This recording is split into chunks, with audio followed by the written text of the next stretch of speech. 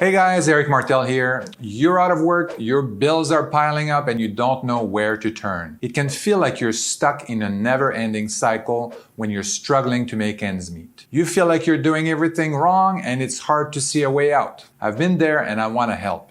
In this post, I'll share strategies for boosting your income when you're broke. And I'll show you how to start making extra money on the side so you can get back on your feet. And not only that, if you continue to implement these strategies, they will make you financially free. But before we get started, make sure you like and subscribe because every week I share strategies to help you invest your time and money wisely so you can achieve financial freedom without having to take on crazy risk. Without further ado, let's get started. In today's economy, it can be difficult to make ends meet. If you're struggling to pay your bills, you're not alone. But just because you're having a hard time doesn't mean that you have to give up and accept defeat. There are things you can do to boost your income and get your finances back on track. And for each of these strategies, I will start with the basic principles and then give you one or more examples. But don't let these specific examples narrow your focus down. Understand the basic principles so you can apply it broadly to something that makes sense to you.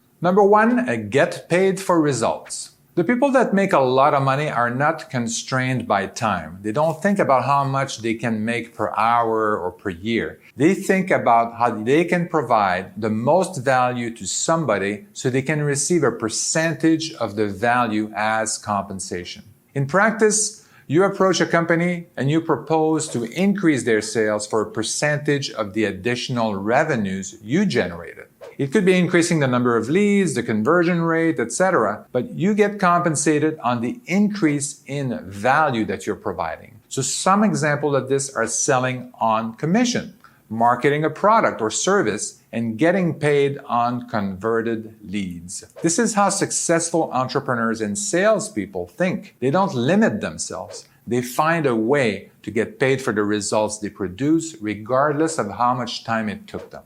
Another option is to be a broker. And by broker, I mean someone who connects buyers and sellers of products or services. If you have some contacts or relationships in your industry, you could become a broker and help others connect for a fee. A great example of this is real estate wholesaling, where you find a house, put it under contract for less than it's worth, and then sell that contract at a higher price and pocket the difference. Other examples include recruiter, event planner, and coordinator. When we had our sauce company, I was looking to have a logo on the boxes my sauces were shipped in. I would have paid someone to be coordinating this project because in the US, the glass bottles, the caps, the cardboard boxes, the printing on the box are done by different companies and they don't talk to each other. Any inefficient markets like this would love a broker.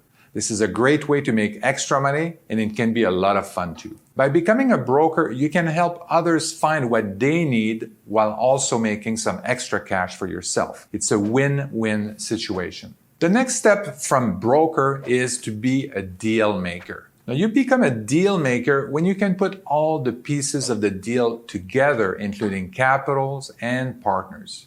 As a deal maker, you have the opportunity to become the sole or part owner of this asset with little or no money down. So don't ignore the possibility of buying the real estate or the business for no money down by using various loans, seller financing options, PML, hard money lenders, joint ventures. There are all kinds of different ways to put the deal together, the capital structure, to allow you to be the owner of a business or a real estate asset without having to put any money down. A good example is finding an apartment building off market. So you negotiate the price and the terms with the seller, you organize the loan, equity partners, and you can even get a loan from the seller. You buy the apartment building under an LLC, which you have a percentage of ownership even though you didn't put any money into it. The next strategy is called arbitrage. And arbitrage is another great way to make extra money when you have limited capital to invest.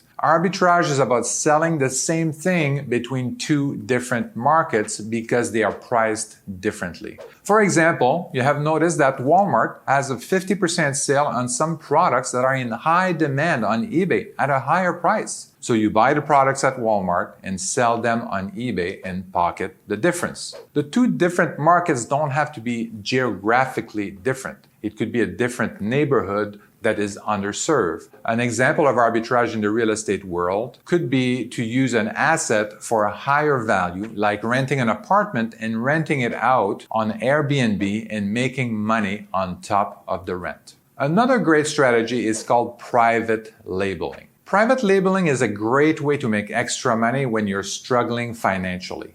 Private labeling is the process of creating your own products or services and selling them under your own brand. Companies on Alibaba gladly do private labeling for a huge array of products. You can also do private labeling for services. You would do this by defining your service offering and build a team of service providers under contract to deliver the products or the service under your own brand. All you have to do then is sell your products or services to customers. You can turn the table around. If you have a product or service to offer, you may consider private labeling to companies who have stronger brands and better distribution. This is a great opportunity to make some extra money and build your own business at the same time.